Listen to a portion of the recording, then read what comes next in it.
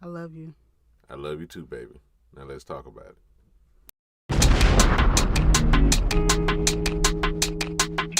Okay. Well, I'm Sheena, or you can call me author Sheena B, like you said. I'm the author of Real Tips Volume 1 and 2. And you can find me on Facebook at Sheena the Playwright Broughton. Instagram is Miss Gospel Playwright. Right, I'm King. This is my beautiful queen. And like I said, the reason why, she wrote the book, we're doing the show and doing the segments and everything else. We tag team things as a couple. That way y'all can hear things from a male and a female perspective, or a husband and a wife perspective. But I'm also a gospel rap artist, and it's just a blessing to be back on the show. You want to meet me or see me anywhere, everything is Born Again King. That's on all social media platforms. No doubt, no doubt. And real tips. So before we get into this segment, when they hear the name Real Tips, it might have made some people hungry out here. What are we, without diving into the actual segment, just kind of let them know what Real Tips is. I know y'all also have a channel. If they want to get more in depth with y'all as well and kind of follow some things that y'all have done. I know y'all have a YouTube channel. But what is Real Tips? What are we getting? What is a real tip? All right, Real Tips. Well, my husband actually named my book. It's basically since wives are husband's real, I'm his real, and I'm giving tips. So it's pretty much where my husband got the idea from, the Real Tips. But yeah, our page is on YouTube. Is the Real Tip, right? Yeah, just the Real Tip. Just the Real Tips, yeah, on YouTube.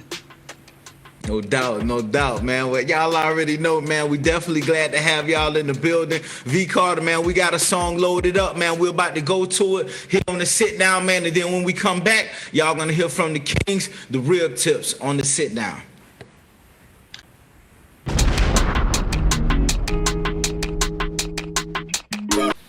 All right, so let's jump into the Real Tips. So one of the tips that we want to talk about is no sex toys in marriage.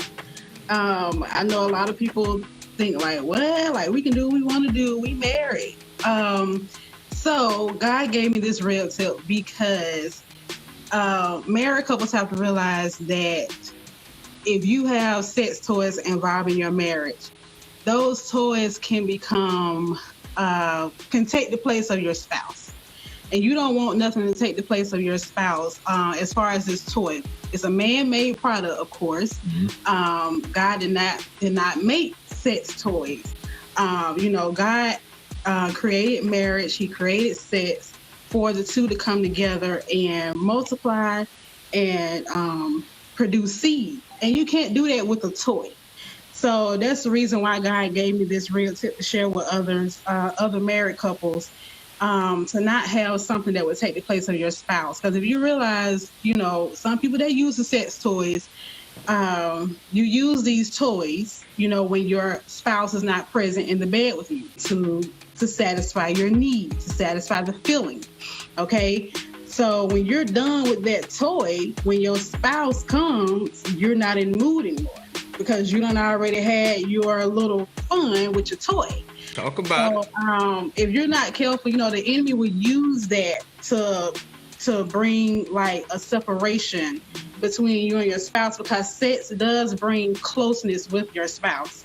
And you using this toy to bring the pleasure, then when your spouse actually comes to want to have sex with you, you're not interested because you don't already had yours, and you're not in the mood anymore.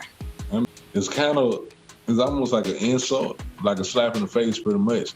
Because like if your spouse, you on the way home, but your spouse ready, and you like, you just start, and we'll finish when I get there. Like, no, I don't want you having all that fun, all that joy without me. I want to be present from beginning to end.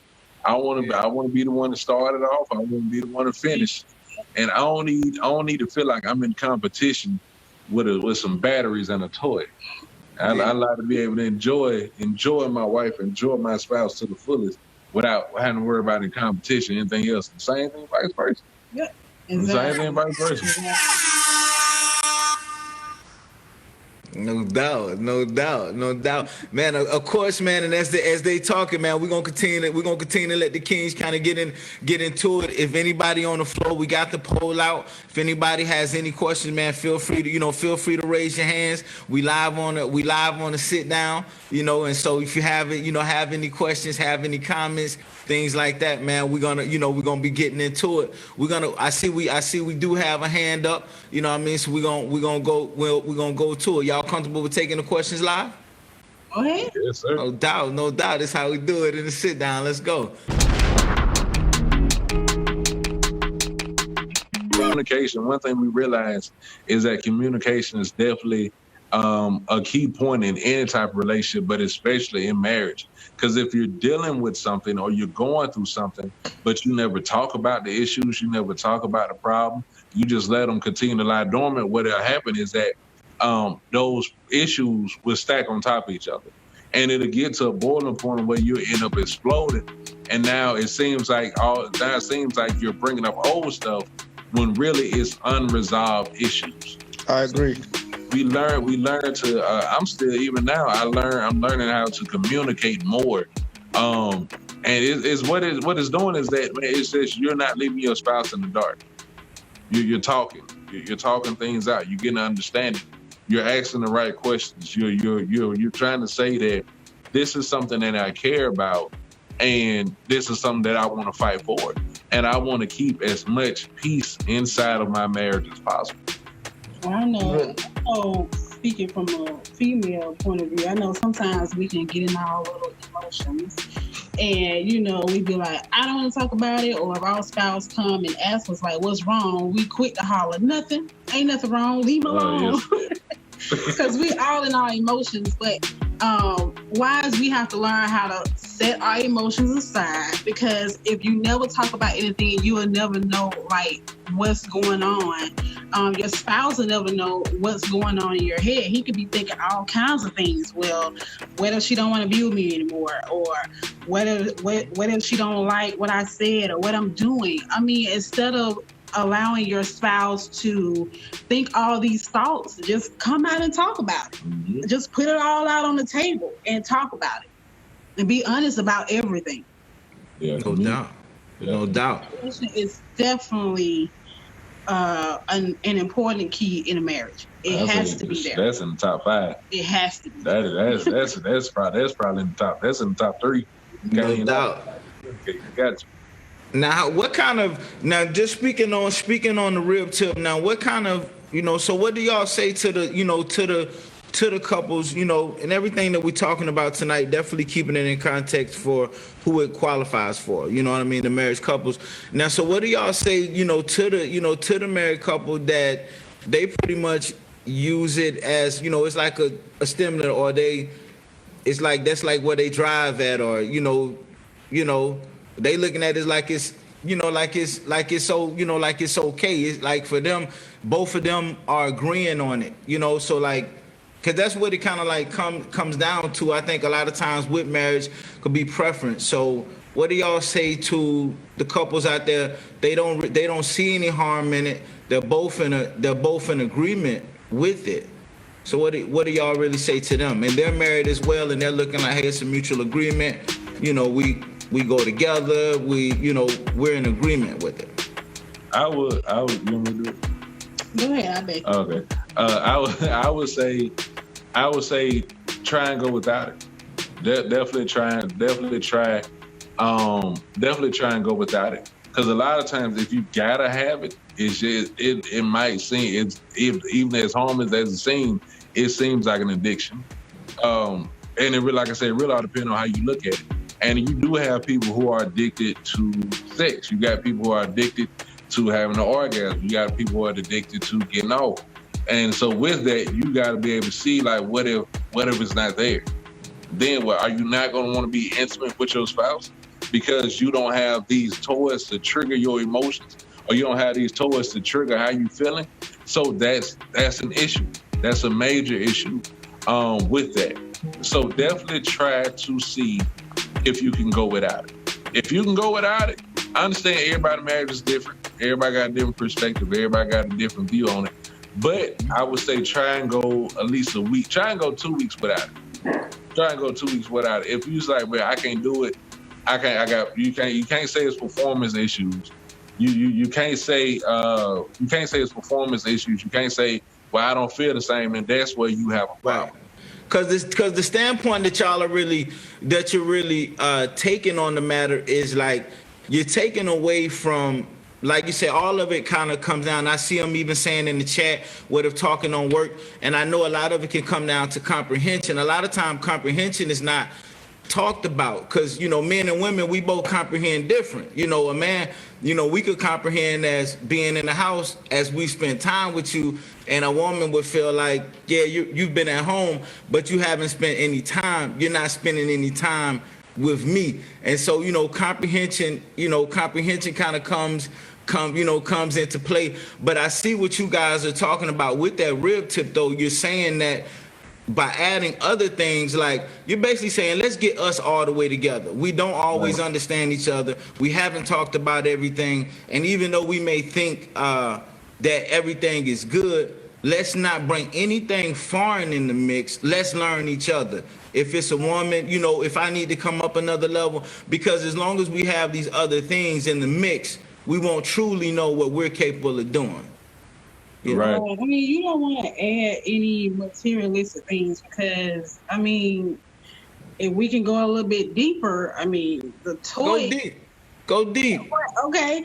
Go deep. With the toys, it's a materialistic thing, but actually having your spouse and having the area of your spouse that God actually created to be intertwined with the female area, that's the way God has designed for it to be. So like you were saying, why bring in something that's outside of what God created? Why bring in those outside things? Because like I said earlier, the enemy is sneaky. He has his little sneaky little ways that he will bring in some type of separation. Because even if both spouses are agreeing to using the toys, there is going to come some point of a time where either the wife or the husband is going to come addicted to that toy. It's just going to come because of the feeling. But you can get that feeling from your spouse, but those toys will become addictive. Even if both spouses are saying, okay, it's okay, we both doing it. But when your spouse is not there and that toy is there, they go, okay, I'm going to this toy. And like I said earlier, when your spouse come and ready, you don't already had your pleasure. Yeah, so now you're just going, now you just kind of going through the motion, and now your spouse feels that because you're just dealing with each other, and even though it's not another party, you can still feel it because you're not as into it as you would normally be into it. Right. And this leads to the conversation that you don't have. You don't want to accuse, you kind of know, like, man, I know ain't nothing else going on, but it's something. So I definitely like what you're saying. Some of the things that they're saying in the chat is definitely what you're hitting on, that they're saying that basically the soul tie is getting created with plastic and batteries instead of, and everything, and the point that people have to take it from.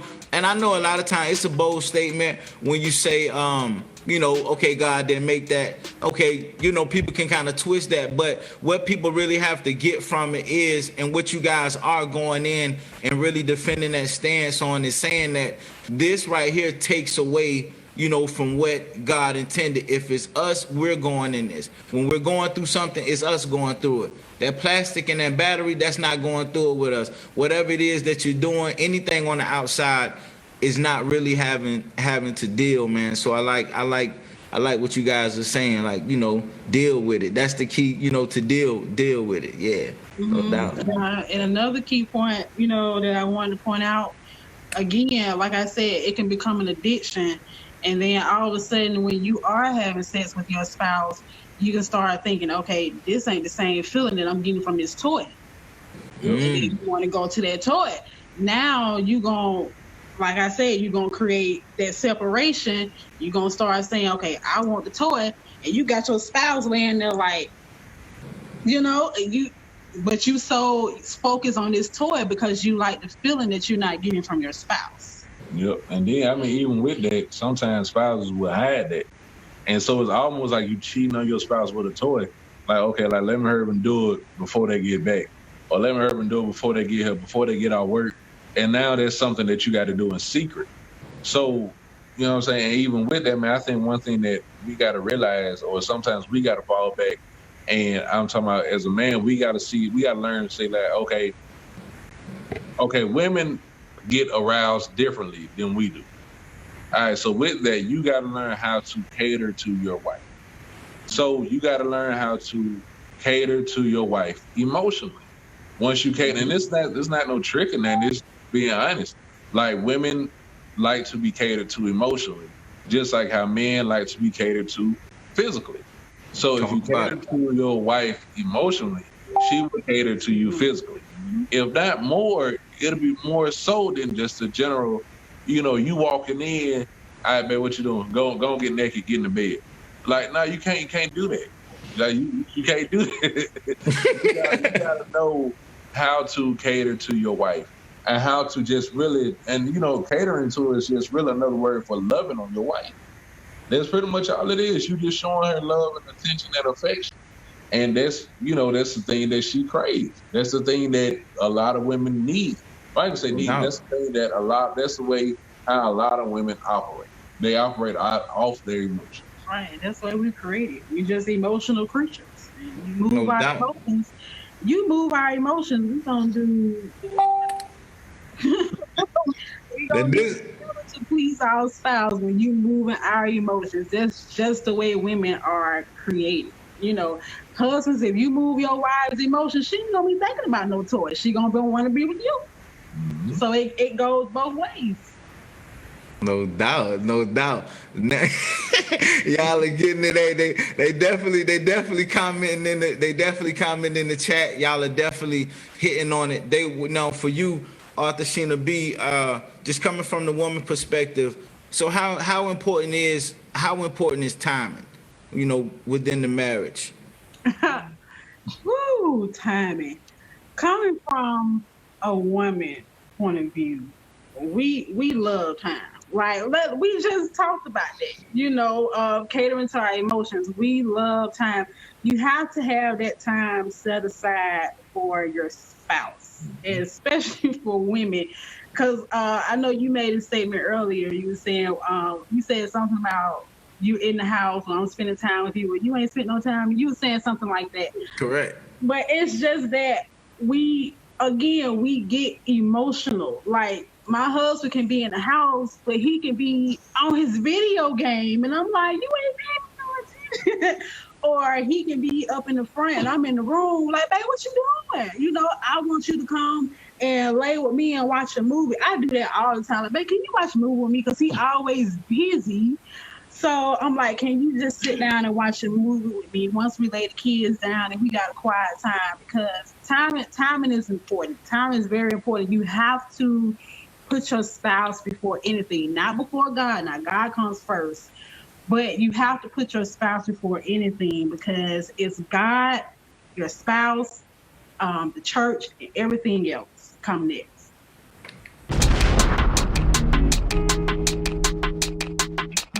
They want to know, do you know your wife's love language? Yes, I do. Oh, yeah, be for real. How long? Give us a little history on, how long y'all been together a little bit, and how long did it take for y'all to get where y'all at right now? I know people see it. We seeing I ain't gonna say a finished version, but I've seen you at different phases in life, man. She's been supporting, the whole way through. You know what I'm saying? And y'all just gelling right now on a level. So kind of just give the people a little bit of the backdrop. How long y'all kind of been rocking, and how long it took y'all to get to where you're at now, to where you can feel confident and say, I know my wife's love language. Oh man, we started dating back. No, I got saved in between February and March of 2011. And I actually ended up meeting my wife on Facebook in June of 2011. At the time, she was writing a play. She was getting ready to put a play on. And I wanted to start acting. So I reached out to her. And you know what I'm saying? I got cast for the role. But we ended up putting things, she ended up putting the play on hold. So we ended up being cast together in another play. And so through that play, that's when we started dating. We got married December 31st of 2012. So this year on December 31st will be 8 years of marriage, 8+ years of marriage. And we only dated. Oh, congrats. Yeah, we dated probably like not even a few months. We dated a couple of weeks before we got engaged. Like we knew. So, and it was something where, you know, God showed her a dream and he showed me a dream. He showed us around the same time. So man, but you know, with that, I had to learn how to be a husband. But not just that, man, I had to learn how to be a father. My mom raised me by herself until I was like 16. And even when she got married, I was still in such like a rebellious and in such a deep, dark space.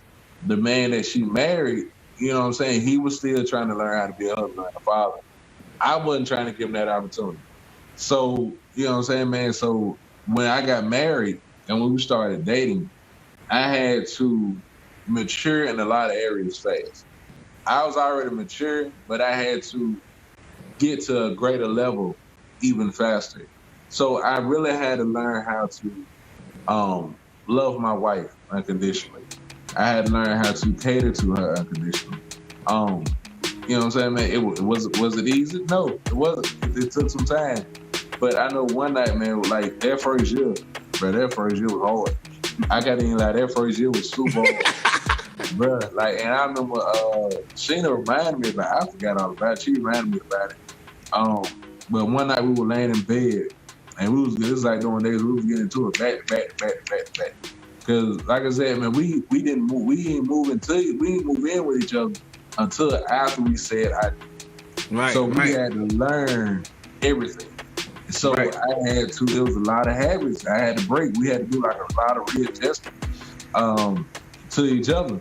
So man, it was one night I remember that as she said something. I remember I was laying in bed and we were just talking. I remember saying like, "Just baby, just don't give up on me. Don't give up on the marriage."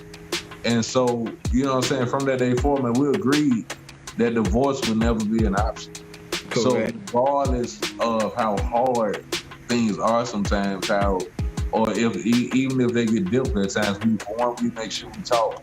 And you know, and two, we acknowledge if we did something wrong in the situation. But as far as he was asking, do you know my love language? But yeah, I think that you do a good job. That's why he the co-host. You know what I'm saying? That's why he the co-host. Look, we was just about to ask how important, but you already showing us how important that support of the wife and of the woman is. Y'all keep us focused. Y'all give us that direction. Y'all. There is no track, you know. But nah, go ahead, Sheena. But I was gonna say, like, you do a very good job at knowing my love language, because my husband, he really, really, really does. I can feel the love from him every single day. Like, he's so gentle with me. He really is. I'm not just saying that because y'all are listening to me or because he's right here. Like, I can honestly say deep down in my heart that my husband really does love me unconditionally. And I can feel the love that comes from him every single day. Like, he's very gentle with my feelings. He's very gentle the way he handles me. He's just a very gentle and loving man towards me. So, I mean, I got to hang in there with him no matter how hard it gets. You know, even the time when we were laying in bed and he said, "Baby, don't give up on me." I never give up on my husband, because I don't care what we go through. Like, those little situations that we go through, that we fuss about, argue about, is nothing compared to how much he loved me. Like, love outweighs everything. And I can honestly say love outweighs everything in our marriage, and that is what holds us together. Communication, but love is like the top. We love each other unconditionally. We really, really do. So that is what holds our marriage together. No doubt, no doubt, no doubt. We're going to go to the floor, take a question, man. Real Tips live on the sit down. Tron, what you got for us? I got you on mute. Go ahead, sir. All right, so to touch back a little bit, like you said with the toys, which I find to be very true, because you guys made a very good point. I feel like the same thing about, what do you guys think about porn and marriages or relationships? Because I feel like it's the same thing with porn too. So what is your take on that? Yeah, it is. I mean, it is, because like you can be, you got to realize that, man, pornography gives off a false sense of how sex is supposed to be in a marriage. And so you can be seeing, like, and people forget like that, these are things that these people are paid for. So you can see a scene in porn and you want to reenact it, and that can make your spouse feel incredibly uncomfortable. Or you can be having sex with your spouse and you can be fantasizing about the scene that you was watching earlier. So once again, even though you're there with your spouse physically, you're not there with them mentally, which right. Also is like, that can also lead to a lot of problems. Yep. Right. You really do have to be careful when it comes to porn. The spiritual side of porn, it's a spirit. It's a lustful spirit. Basically, you will start to lust after something or somebody that's not yours. Mm-hmm. Watching these people supposedly having sex. Some of them do and some of them don't. I mean, from my understanding, I've never watched them. So they actually do have sex. Oh, okay. Well, I mean, and then another thing, if you're not careful with the porn, like these two people. Look, I gotta interject though. You do have showtimes, you do have episodes that they're acting out sex scenes too. Yeah. So I gotta have Arthur back on that one though. But even the ones that is actually the ones that are actually having sex, these people are not married. No. So these people are not married, so they are totally out of line with how God created. They are actually making sex like God created sex to be enjoyable, to be something that we love. They are actually taking sex and twisting it and making it nasty. And sex is not nasty. No doubt. But it's nasty when it becomes perverted. Yes, thank you, baby. It's perverted. When it becomes perverted, that's when it becomes nasty. But sex is supposed to be enjoyable when you do it the way God created it for it to be. So I will be very careful about that porn. You have to be careful what you hear. You have to be careful what you watch, because if you're not careful, spirits have a way of sneaking in. And you watching that stuff, lustful spirit sneak in. All of a sudden, you watching that. Then when you go out in public, you looking at other people's parts, like men, y'all looking at women butts, like, ooh, her butt big, like, like the one that was on the porn. Now you ain't looking at your wife. Correct. It's not just that. Take it a step further too. That pornography creates a false sense of desirement inside of it. So if you watching a video and this girl is doing all the things and now your wife doesn't do that, now that's gonna make you feel like, dang, like maybe I need to find me somebody who does, or who is willing to do all of this stuff. And now that will cause you to cheat on your spouse. So that's why you really got to be careful about the things that you bring inside of your marriage. No doubt. Arthur, Sheena. Now, we're going to have this real tip. Y'all going to be rocking with us all, to my understanding, y'all going to be rocking with us all month. So we're not going to overload everything. We do got some more questions and things, but we going to, as we go through the month, man, we definitely glad to have y'all on the platform, giving people a chance to, ask different questions, giving people more, more understanding, more enlightenment. Now, the poll that we put out, in regards to, sex toys and marriage is like, we're 50-50 right now. I don't know if other people in the chat that didn't kind of comment on it. 50-50. Half of the people said they can see that right off the bat. Half of the people said, let's talk about it a little bit more. They definitely understand where you're going. But Arthur, go ahead, Sheena, go ahead and kind of wrap it up for us. Any references, any scriptures, any wrap ups. Let the people know where they can follow you at if they want to get more deeper on the topic as well. All right, so to wrap it up, stay away from the sex toys, guys, as much as possible. You don't want anything to take the place of your spouse. You may say, well, it's nothing wrong with it. I'm going to still be with my spouse. If you are not careful, those sex toys, materialistic things will take the place of your spouse if you are not careful. If you keep digging into it, the enemy will use something that is materialistic or something that is worldly to bring in some type of separation with your spouse. So please, please, please pray and ask God to release you from them toys. Leave it alone. Be with your spouse. Have sex with your spouse the way God has created so that you can bring that closeness that you guys need in your marriage. And you can find me on Facebook at Sheena the Playwright Broughton. Sheena the Playwright Broughton on Facebook. And Instagram, you can find me at Miss Gospel Playwright. And if you want a book, you can inbox me and order from me personally. No doubt. That's how we doing it. That's how we doing it here on the sit down, man. We definitely glad to have the kings in the house, the Rib Tips, everybody in the chat, man. Look, some of the comments that they saying in the chat. That's why you gotta make sure you communicate. Look, they standing firm on it. Nothing is admissible. If you look, some of the comments want to know if they're in the doghouse. What can they do? Look, you in the doghouse for not communicating something right, man. These people on here, they're going to be here all month. I do want y'all to email me questions. Email the questions over to yesrichiesnow@gmail. Emails the questions over, man, so we can definitely have them lined up. They're going to be getting into it. We appreciate the kings, man, for opening up their home, opening up with their time. Also giving their knowledge, man. We could definitely see the love. So we appreciate y'all, man, for just giving back. We don't see it enough. We don't hear the testimonies enough.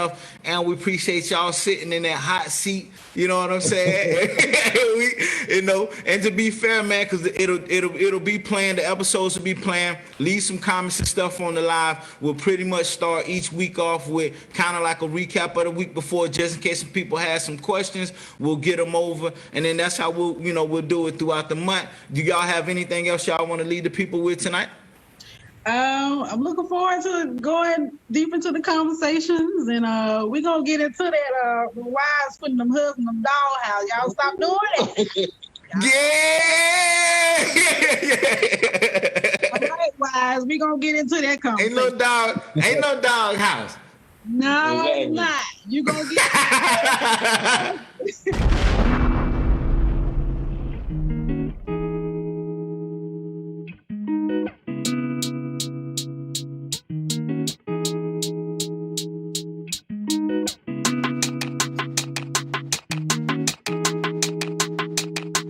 Prototype.